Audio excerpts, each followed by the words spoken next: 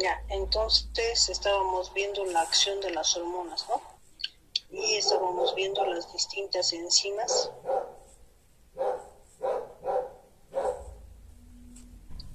Nos habíamos quedado aquí, ¿no? En las fosfodiesterasas. Entonces estamos viendo cómo las hormonas se unen a los receptores y estos desencadenan una serie de reacciones químicas, ¿no? En eso habíamos mencionado que, por ejemplo, las hormonas cuando se unen a sus receptores van a estimular a la proteína G. Hay varias proteínas G que también ahí las hemos visto, pero sobre todo la proteína G estimulante es la que ayuda a activar a la adenilato ciclasa y esta ayuda a sintetizar el AMP cíclico. Este AMP cíclico entonces es el que va a poder activar a las proteinquinasas y desencadenar una serie de reacciones. ¿Qué hacen las fosfodiesterasas? Las fosfodiesterasas lo que hacen es degradar al AMP cíclico y por lo tanto evitar la cascada de reacciones. Pues cuando una respuesta ya ha habido una respuesta a la hormona, entonces entra en acción la fosfodiesterasa para poder eliminar ese estímulo de las hormonas y por lo tanto degradar al AMP cíclico. Las proteinfosfatasas o también llamadas fosfoproteinfosfatasas. Estas enzimas van a regularse por reacciones de fosforilación y desfosforilación. Sobre todo aquí intervienen para la fosforilación y desfosforilación aminoácidos que forman parte de estas enzimas, que son la serina y la treonina, ¿no? Entonces, generalmente pueden fosforilarse o pueden desfosforilarse y así producir un proceso de activación o de inhibición. Entonces, aquí vemos, por ejemplo, el proceso de regulación de la glucogenólisis, ¿no? Que es la degradación del glucógeno. Entonces, fíjense, la epinefrina y también el glucagón lo que hacen es activar, al unirse al receptor, van a activar a la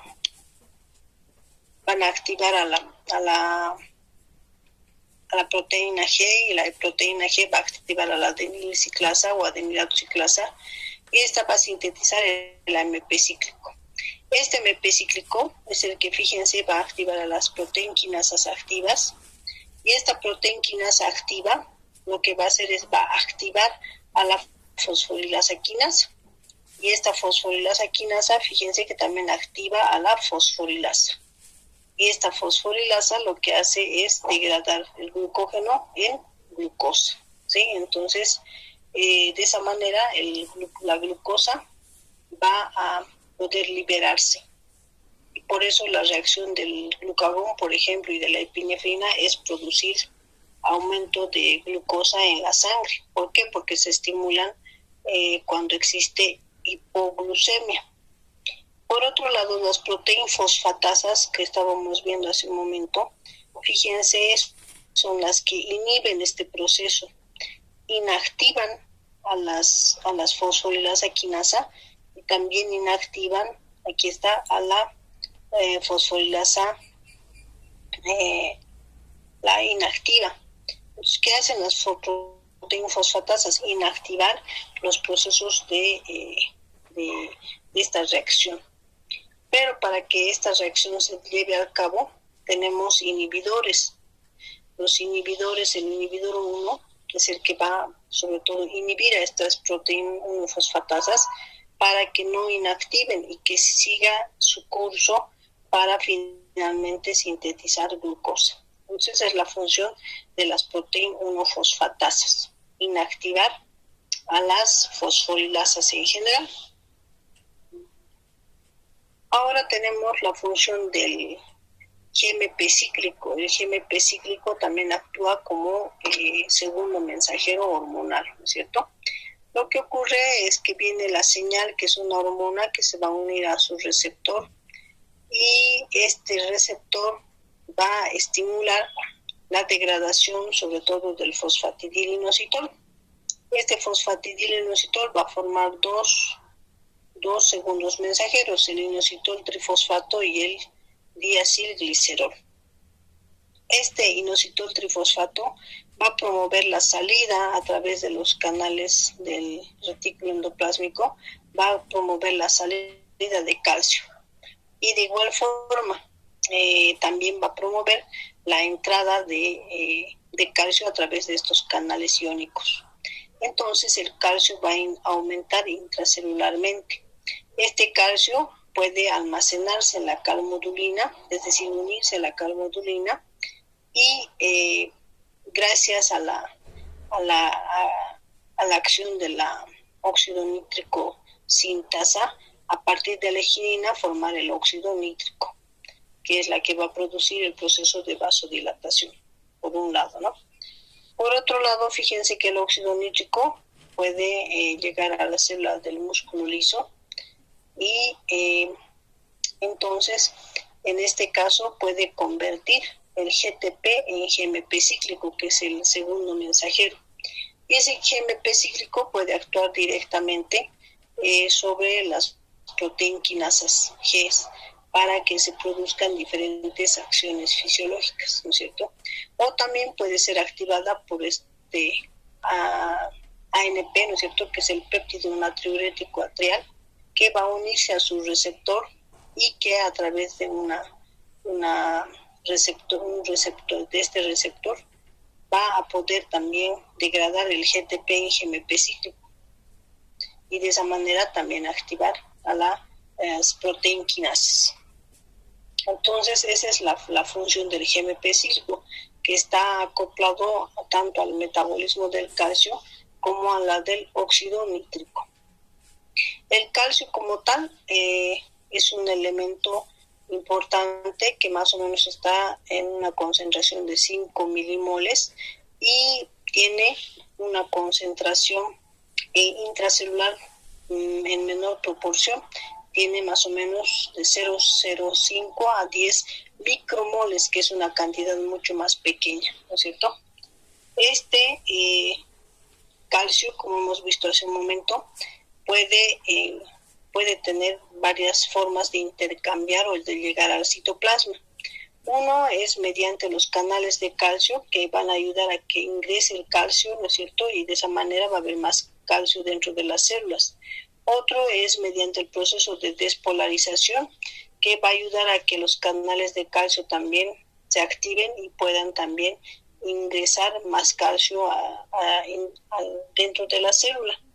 Y también otro es el que acabamos de ver, es el que se moviliza calcio también a través de canales, pero en el retículo endoplásmico, ¿no? El calcio almacenado va a salir y va a aumentar a nivel citosólico.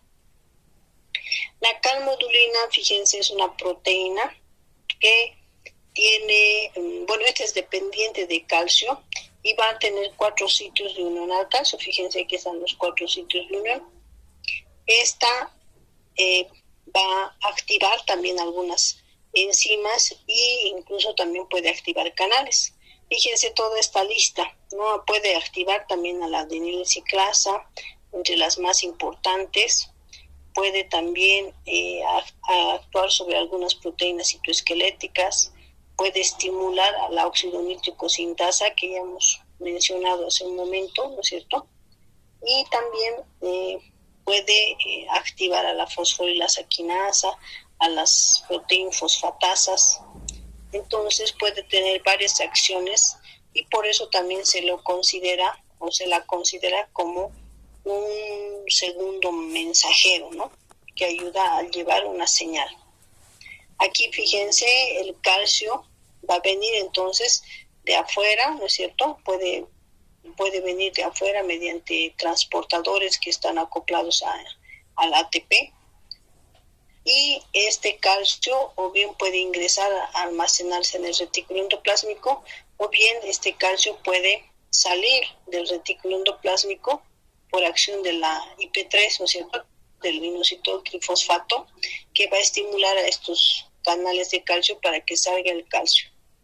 Y a su vez también el calcio puede ingresar por diferentes canales que pueden estar asociados al ATP, al glutamato o a procesos de despolarización que están acoplados al AMP cíclico, también pueden ingresar. Entonces, estas son las vías en las cuales aportan el calcio a nivel intracelular, que ya habíamos mencionado en la anterior diapositiva.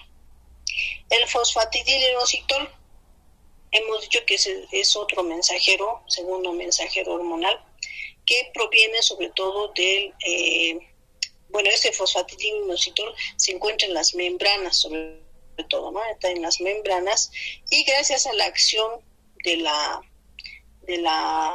hormona con el receptor, se activa la proteína G, y esta proteína G activa a las fosfolipasa C. ¿Qué hacía esa fosfolipasa C? Que ayer también hemos visto esa parte. Lo que hace es degradar al fosfatidilinositol en diacilglicerol y en inositol trifosfato. Este diacilglicerol puede básicamente activar a la proteína quinasa C y de esa manera estimular la fosforilación de las proteínas para que tenga una respuesta celular. O ir por el camino más largo. ¿Qué hace el inositol trifosfato? Promueve la salida de calcio del retículo endoplásmico que ya hemos visto, ¿no?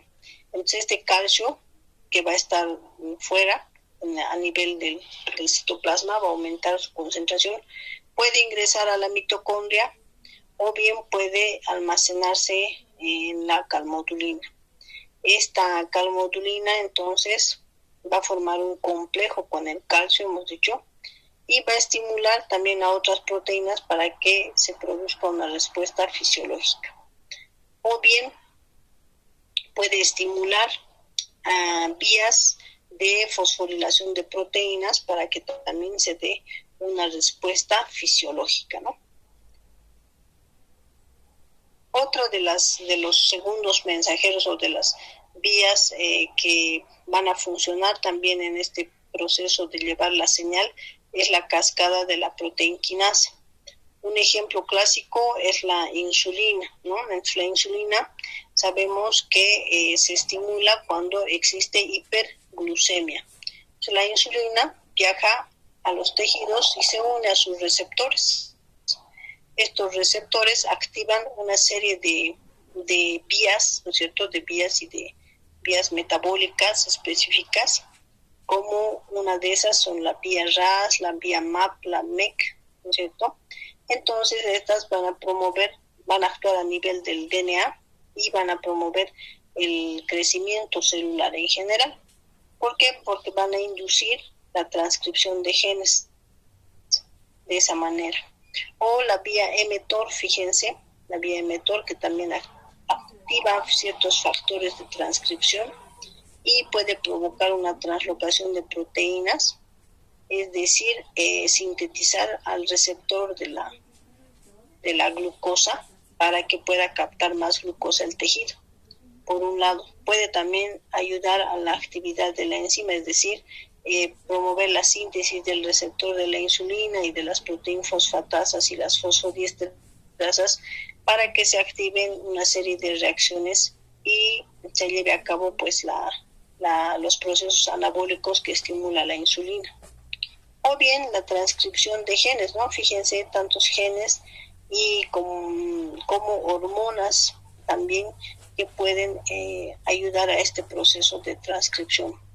Entonces, en resumen, la vía de la insulina activa la cascada de las proteínas quinasas, ¿no? De las proteínas quinasas. Dentro de estas señales también tenemos receptores enlazados a las sinasas JAK. Esto es interesante porque estos receptores pueden estar acoplados a proteínas, las denominadas proteínas JAK. Entonces, cuando la hormona se une al receptor, estas proteínas JAK se fosforilan y ayudan a fosforilar el receptor.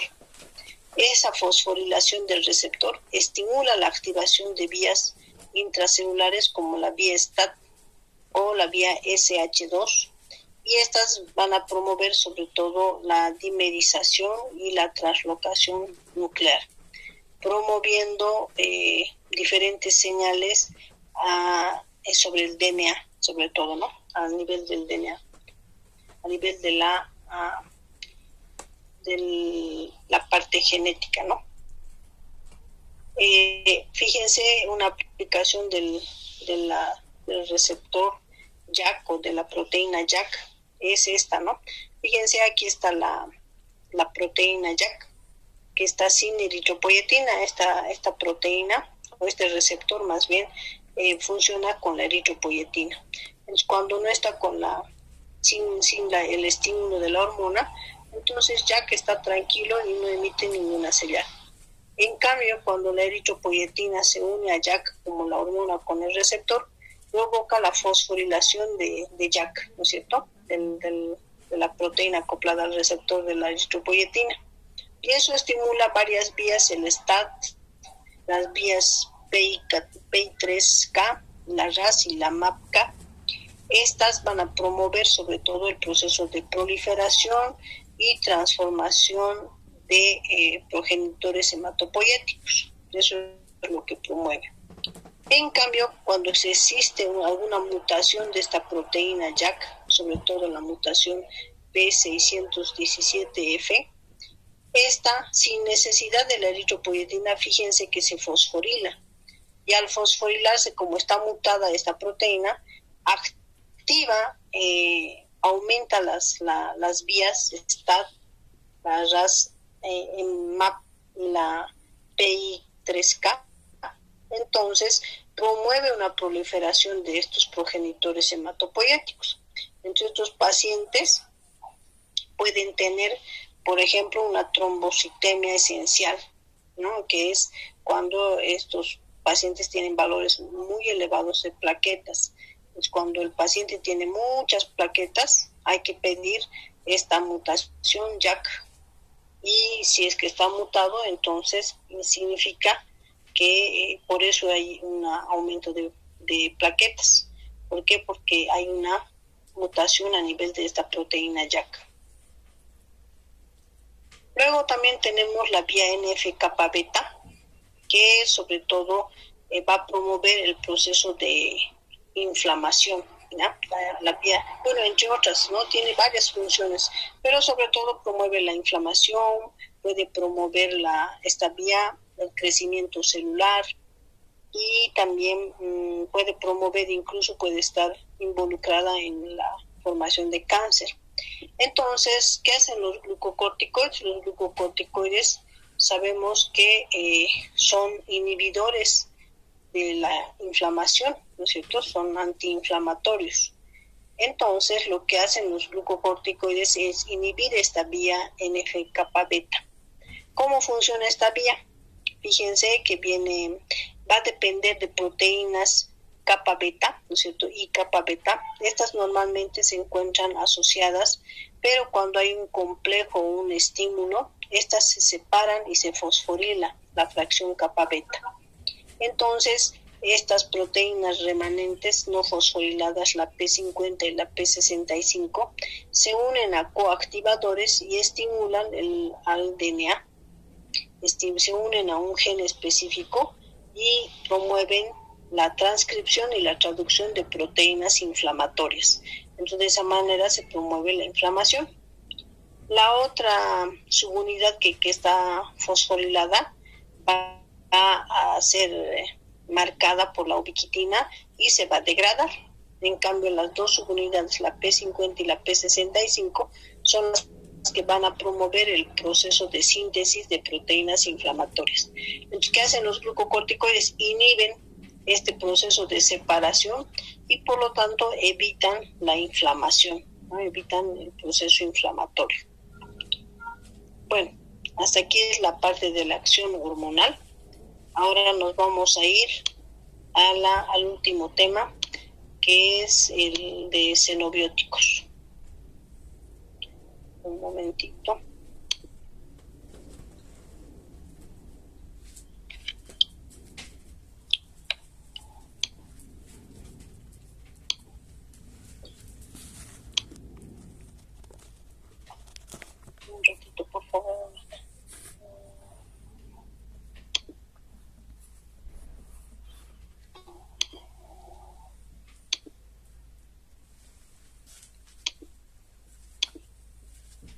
Bueno, ahora sí vamos a ver la parte de xenobióticos.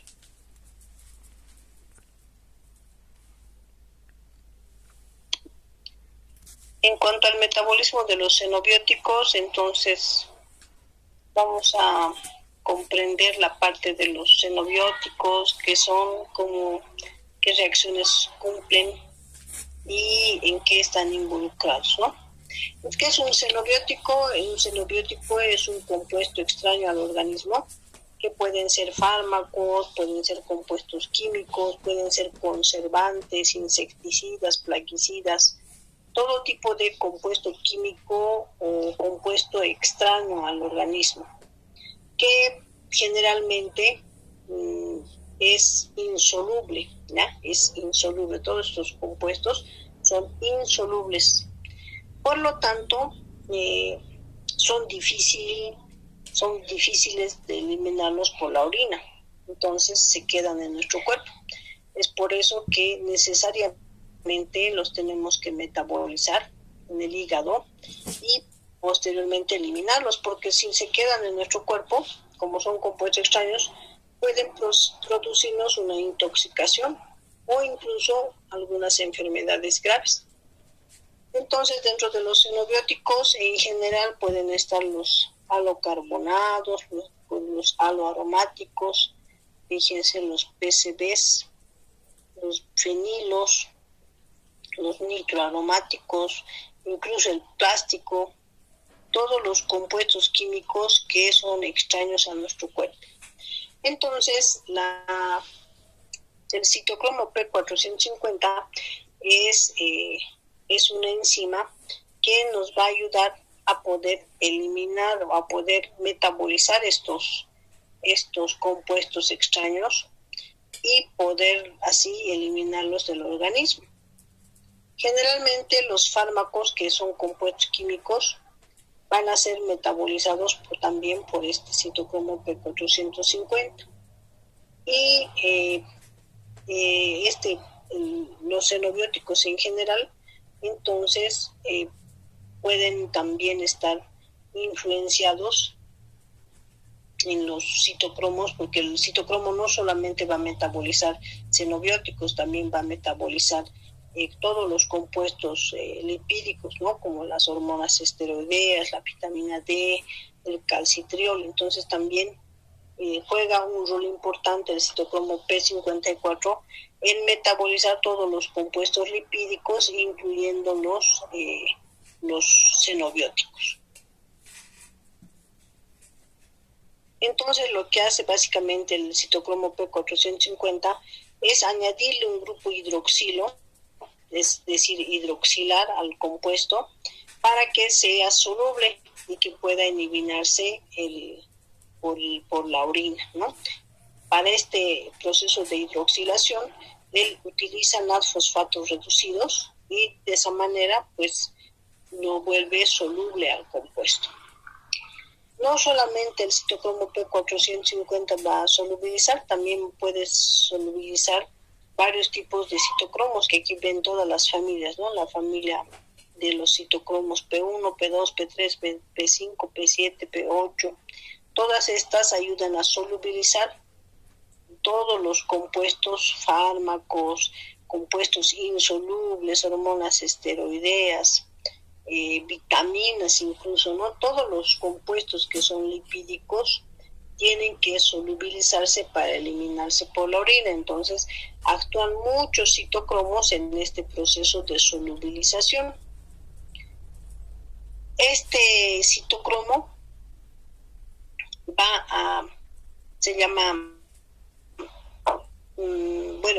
formar parte de la familia de los citocromos, ¿no es cierto?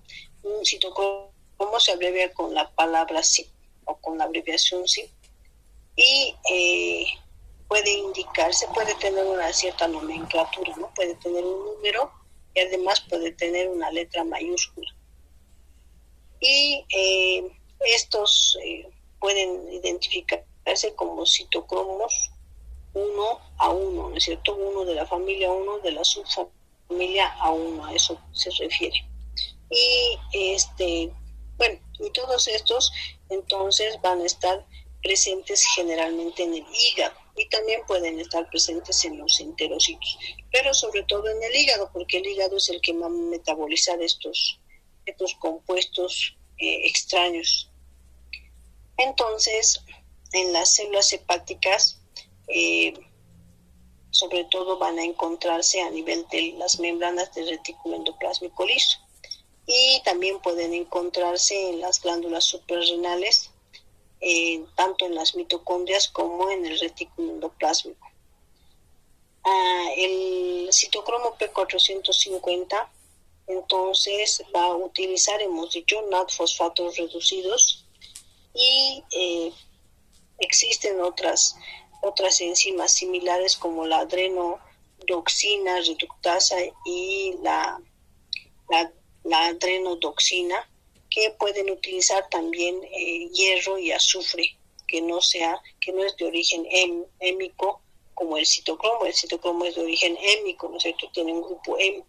En cambio, estas enzimas no las tienen, pero pueden también trabajar de la misma forma. Dentro de los fármacos que van a necesitar solubilizarse, van a estar el fenobarbital, ¿no es cierto?, que puede ayudar, puede metabolizarse en el citocromo y va a tardar más o menos hasta 5 días en poder metabolizarse. También puede existir interacciones farmacológicas por el fenobarbital. El fenobarbital, si recordamos, era un compuesto, un fármaco que ayudaba a la secreción de la bilirrubina. Entonces, también puede aumentar el metabolismo de la warfarina y, por lo tanto, en pacientes que tienen ictericia, digamos, ¿no?, y también están consumiendo anticoagulantes, entonces hay que disminuir la dosis porque puede haber una interacción con otros fármacos. También citocromo ayuda a metabolizar todos los compuestos químicos tóxicos que vienen dentro del tabaco. Entonces, muchos de estos químicos pueden ser carcinógenos, ¿no? O sea, pueden producir a la larga cáncer. Pero gracias a la acción de estos citocromos, entonces pueden ser eliminados. Ahora, también el etanol puede inducir a la formación de los citocromos, sobre todo de la familia 2E1. Entonces, esto puede aumentar el riesgo de carcinogénesis, ¿no? Entonces, el consumo de etanol puede también, de alcohol, a la larga llevar al cáncer, ¿no? Obviamente no todo, pero puede inducir, puede ser un factor más de riesgo. También dentro de las toronjas, que es una fruta, va a tener diferentes compuestos químicos como las furanocumarinas y estas van a inhibir al citocromo P450 y por lo tanto puede afectar el metabolismo de los fármacos que estamos consumiendo. Entonces la toronja, si están consumiendo algún tipo de fármaco, mejor es evitar el consumo de toronja porque puede inhibir y va a ser tóxico ese fármaco que estemos consumiendo cuando comemos toronja, ¿no? Entonces, evitar la toronja si estamos consumiendo algún tipo de fármacos. Estos citocromos P450, entonces, pueden tener diferentes polimorfismos. ¿Qué significa polimorfismo? Eso ya hemos explicado, ¿no? Que pueden alterarse algunas bases nitrogenadas entre una persona y otra. Y pueden haber ciertas variantes de estos citocromos P450. ¿En qué va a influir esto? En el metabolismo. Puede ese citocromo P450 trabajar más rápido o trabajar más lento. Entonces, ese polimorfismo, puede haber personas que fácilmente puedan metabolizar los compuestos y hay otras que no, ¿no? Entonces eso depende del tipo de polimorfismo del citocromo P450. Dentro de los citocromos también hay citocromos específicos para el cigarrillo, para poder metabolizar la nicotina ¿no es cierto? Que es importante porque si no puede igual ser compuesto, puede estar almacenado y puede intoxicar nuestro organismo. Entonces también todos estos compuestos químicos entonces tienen que ser solubilizados para poder estar protegidos y no hacer cáncer, ¿no? Hay muchos fumadores, por ejemplo, que pueden hacer cáncer de pulmón, y hay otros fumadores también que fuman tanto, pero no hacen cáncer, es porque tienen un polimorfismo ideal por el cual pueden fácilmente solubilizar a la nicotina, por ejemplo, ¿no? Depende también de la parte genética. ¿Qué propiedades entonces tienen en general estos citocromos? Van a poder metabolizar generalmente los xenobióticos, ¿no es cierto? Y también el 50% de nuestros fármacos, de los fármacos que consumimos. Pueden además estar involucrados en el metabolismo de varios compuestos que son lipídicos, ¿sí? De origen lipídico. Todos estos citocromos son hemoproteínas, es decir, tienen un grupo M que ayuda a este proceso de solubilización. Y estos citocromos entonces pueden catalizar diferentes tipos de reacción y formar diferentes productos, pero siempre que sean solubles para que puedan eliminarse. Estos pueden catalizar incluso hasta 60 reacciones químicas y de esa manera entonces hacer que sean más solubles en estos compuestos, ¿no? Estos xenobióticos. Sus productos hidroxilados, es decir, una vez que catalizan al metabolito, se hidroxilan y son más solubles, y de esa manera pueden ser de fácil excreción. En el hígado pueden encontrarse en el intestino, pero incluso se los ha encontrado en el cerebro y en los pulmones. Específicamente se encuentran en el retículo endoplásmico liso y en las mitocondrias. Y en algunos casos ese producto del metabolismo del compuesto del xenobiótico puede resultar mutagénico. Es decir, que a pesar de que sea soluble el compuesto, se vuelve malo, ¿no? Se vuelve mutagénico, entonces en algunos de los compuestos químicos. Y estos van a ser inducibles porque de esa manera entonces van a provocar interacciones farmacológicas, ¿no es cierto? Como habíamos puesto el ejemplo del anticoagulante en la warfarina con el fenobarbital, ¿no? Pues que hay que bajar en este caso las dosis. Pueden ser inhibidos por diferentes fármacos, estos citocromos, y por eso decimos que puede causar interacción farmacológica. Y pueden presentar polimorfismos que hemos mencionado, ¿no? Que eso puede alterar su actividad y pues producir daño. En pacientes que tienen afectaciones hepáticas, como en el caso de la cirrosis, puede estar alterado el hígado, entonces ya no puede cumplir la misma función de poder eliminar los compuestos químicos. Entonces en esos pacientes hay que tener cuidado de siempre cuidar su dieta, ¿no? Que no consuman bebidas o que no consuman compuestos o estén expuestos a compuestos químicos, porque va a ser más difícil eliminar. Y como sabemos, estos compuestos, si se quedan en el cuerpo, pueden llegar a ser cancerígenos, ¿no? Entonces eso es importante tomar en cuenta en los pacientes. Los xenobióticos entonces van a pasar por dos fases, ¿sí? Por reacciones de la fase 1 y reacciones de la fase 2. En la fase 1 se va a dar procesos, por ejemplo, de oxidación, de reducción y de hidrólisis. Entonces se va a formar un producto primario que puede ser soluble y puede directamente eliminarse.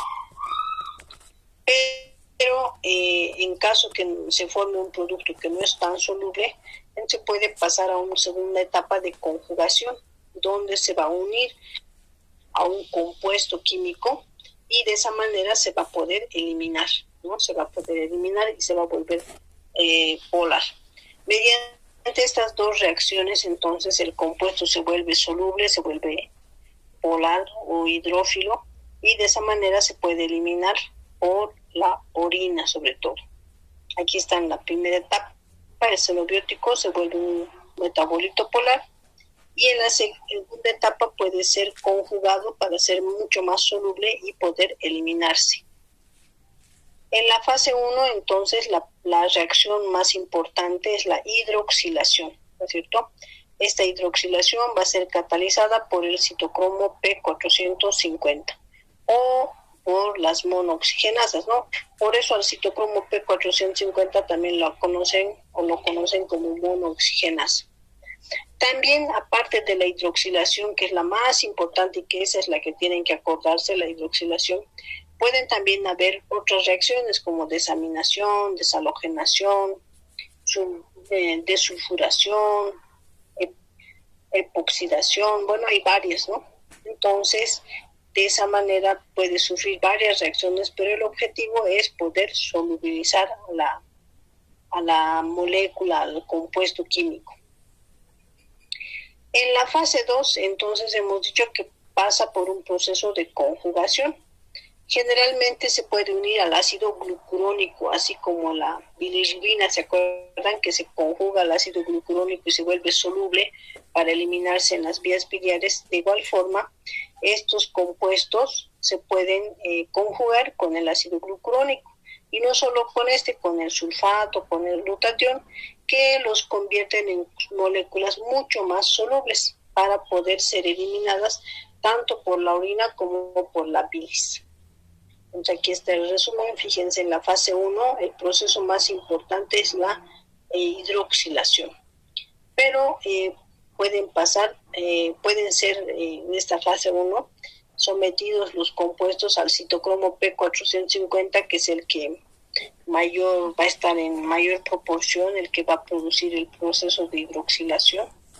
Pero también están otro tipo de enzimas como la flavimonoxigenasa, la alcohol deshidrogenasa, la aldehído deshidrogenasa e incluso la santina oxidasa.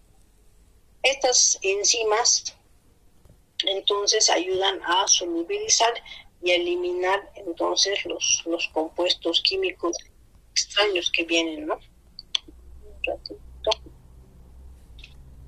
De esa manera entonces van a solubilizar.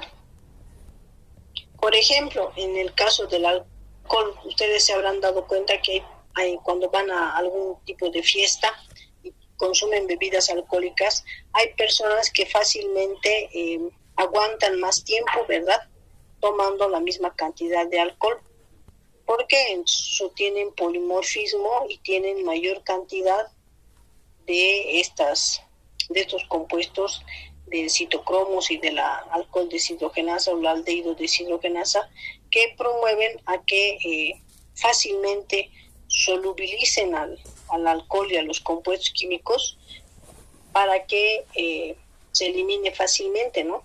Pues por eso estas personas pueden tomar mayor cantidad de bebidas alcohólicas en relación a otras que tienen menos cantidad de estas enzimas, y de esa manera pues no pueden tomar muchas bebidas, que se marean muy rápido, ¿no es cierto? O sea, de eso se van a acordar. Aquí está el proceso de oxigenación, por el cual también, fíjense, se hidroxila, ¿no? Por un proceso de dehidrogenación, que también se vuelve más soluble el compuesto. Un proceso de hidrólisis, donde también va a volverse un compuesto más soluble, un compuesto de reducción cuando pierde los hidrógenos, ¿no es cierto? Y de esa manera también se convierte en un proceso, en un compuesto más soluble. En la fase 2 de los xenobióticos se da un proceso de conjugación. Hemos dicho el más importante es la unión con el ácido glucurónico. Este proceso se llama glucuronidación. Y esto donde ocurre en el retículo endoplásmico y también puede ocurrir en el citosol. Este va a requerir el UDP glucuronato y va a ser catalizado por las glucuroniltransferasas, ¿no es cierto?, que son las mismas que habíamos mencionado en bilirrubina. La bilirrubina también se une al ácido glucurónico y las mismas enzimas también pueden solubilizarlo. La glucuronidación es un proceso más frecuente de conjugación de estos xenobióticos. También pueden pasar por un proceso de sulfación o conjugación con el glutatión. El glutatión es un tripéptido que, gracias a las glutatión transferasas, se vuelven también solubles los compuestos químicos, ¿no? Y dentro de las glutatión transferasas tenemos a las ligandinas. ¿Se acuerdan de las ligandinas? Eran las proteínas que transportaban intracelularmente a la bilirrubina, por ejemplo, y la llevaban hasta el retículo endoplásmico, ¿no? Entonces pueden conjugarse así con diferentes compuestos y de esa manera solubilizarse, es decir, unirse a estas proteínas para que puedan viajar por el torrente sanguíneo y puedan eliminarse por la orina. Aquí está el proceso de conjugación con el ácido glucurónico, mediante la glucuroniltransferasa, o el proceso de la unión con grupos sulfato, que es menos frecuente. El glutatión, aparte de producir el proceso de solubilización y de transporte, va a tener tres funciones importantes. Va a ayudar a la eliminación del peróxido de hidrógeno y por lo tanto va a evitar la anemia hemolítica. ¿No es cierto que el peróxido de hidrógeno lo que hace es desestabilizar la membrana de los eritrocitos? Entonces hace que ese peróxido se convierta en agua. Y de esa manera, pues, gracias a la glutatión peroxidasa, promueve la disminución del peróxido de hidrógeno. Por otro lado, este glutatión es un antioxidante, ¿no es cierto?, que va a ayudar a mantener grupos sulfidrilo y por lo tanto también va a evitar la anemia hemolítica en ese sentido. Y también su tercera función es que ayuda a transportar los aminoácidos, sobre todo en el proceso de absorción, hace que el glutamato, que forma parte del glutatión, pueda unirse a un aminoácido y pueda ingresarlo en este proceso de absorción. Esa es la función del glutatión. Otras reacciones de conjugación son la acetilación, ¿no es cierto?, por las acetiltransferasas, o la isoniazida también, que es un medicamento usado en la tuberculosis, también pueden acetilarse para poder eliminarse por la orina, ¿no?, o por la bilis. Entonces es importante, siempre y tanto consumamos medicamentos, de tener activos nuestros citocromos o nuestras enzimas. Esas nos van a ayudar a poder metabolizar todos estos tipos de medicamentos. Otro tipo de reacción química es la metilación, por la cual los xenobióticos obviamente se van a metilar por metiltransferasas y de esa manera pues pueden utilizar en este proceso de metilación a la S-adenosilmetionina, que es un derivado de la metionina que va a donar el grupo metil para que se pueda metilar la sustancia, ¿no? Entonces, fíjense, todas estas son las enzimas que ayudan al proceso de conjugación: las glucuroniltransferasas, las glucosiltransferasas, las sulfotransferasas, las acetiltransferasas, las metiltransferasas, la glutatión transferasa y la N-acetiltransferasa, que van a ayudar a transferir todos estos compuestos y por lo tanto solubilizar más aún los xenobióticos. ¿Qué factores van a afectar esta actividad? Sobre todo,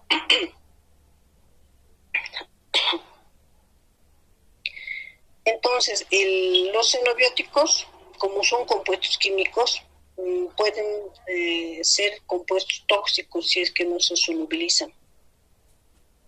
Entonces, algunos xenobióticos pueden por ejemplo, producir la inducción enzimática, que es el estímulo o el proceso de síntesis aumentada de enzimas. Estos xenobióticos, al producir la inducción enzimática, pueden actuar incluso sobre factores de transcripción y producir un incremento en la síntesis enzimática. O al revés, pueden inhibir, puede actuar como represores, ¿no es cierto?, de la transcripción y por lo tanto inhibir la síntesis en las enzimas.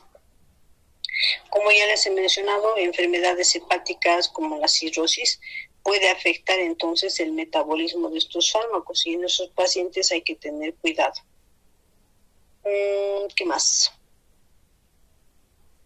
Los metabolitos, los xenobióticos, pueden también estar unidos a las macromoléculas, por eso también hemos dicho que regulan el proceso de la transcripción génica, pero cuando están unidos a los ácidos nucleicos como el DNA, el RNA, entonces pueden producir también citotoxicidad y pueden producir una lesión en las células. Entonces, esto también puede ser malo, ¿no es cierto? Puede ser malo cuando estamos en presencia de estos xenobióticos. Y pueden imitar también, cuando están en contacto con nuestras proteínas, pueden imitar enfermedades autoinmunes, porque como van a ser compuestos extraños, nuestro cuerpo no los va a reconocer como propios. Entonces van a empezar a formarse las defensas en contra, y no solamente van a acabar o a dañar a los xenobióticos, también van a dañar a los compuestos a los cuales están unidos. Entonces, de esa manera, entonces también pueden ayudar pueden provocar estas enfermedades que son similares a las autoinmunes. Algunos compuestos químicos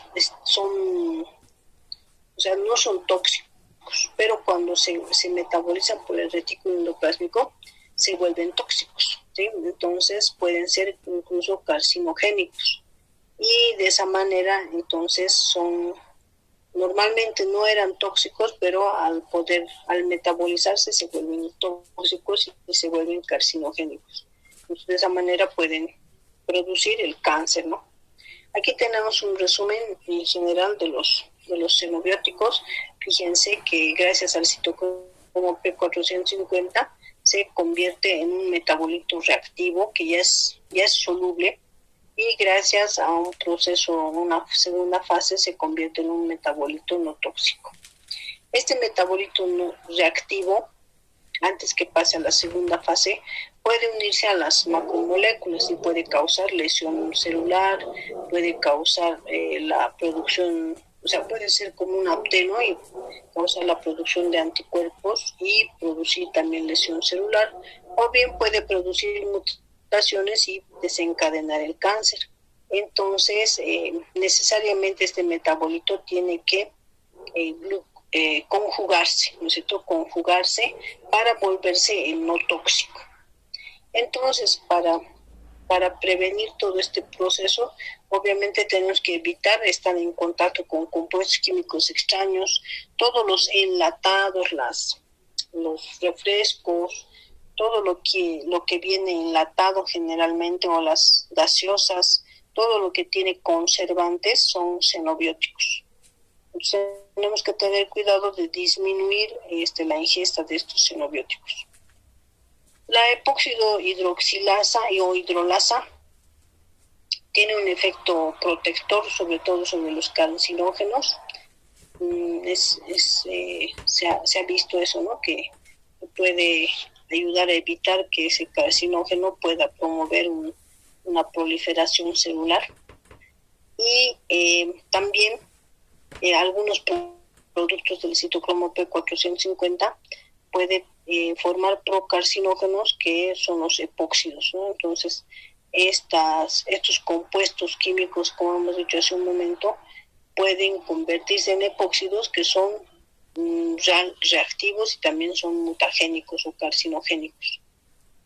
La epóxido hidrolasa, que es una de las enzimas que se encuentra en el retículo endoplásmico, puede actuar sobre estos epóxidos y puede convertirlos en solubles. Entonces, por lo tanto, puede hacerlo menos reactivo, ¿no? Entonces, esa enzima también nos protege, ¿no? La epóxido hidrolasa. Entonces, como con esta diapositiva terminamos, como sugerencia o como prevención a todas las familias y a todas sus familias y a las personas que les rodean, siempre tratar de consumir compuestos o alimentos que sean naturales, evitar todos los alimentos que son procesados, ¿no es cierto? Evitar todos los enlatados, evitar las gaseosas. Yo sé que a veces es difícil, ¿no?, evitar, pero tratar de disminuir por lo menos la ingesta, ¿no es cierto?, para que no le carguemos de mucho trabajo a nuestro hígado y obviamente a la larga podamos no tener enfermedades. Entonces, por eso tratar de comer siempre los alimentos naturales, frutas, verduras, y mejor si dejamos de lado todos los alimentos procesados como los embutidos, los enlatados, las gaseosas que decía, no todo lo que está envasado siempre tiene conservantes, a no ser que diga sin conservantes, ¿no? Entonces eso es lo ideal para tener una vida más sana y no tender a hacer cáncer, ¿no?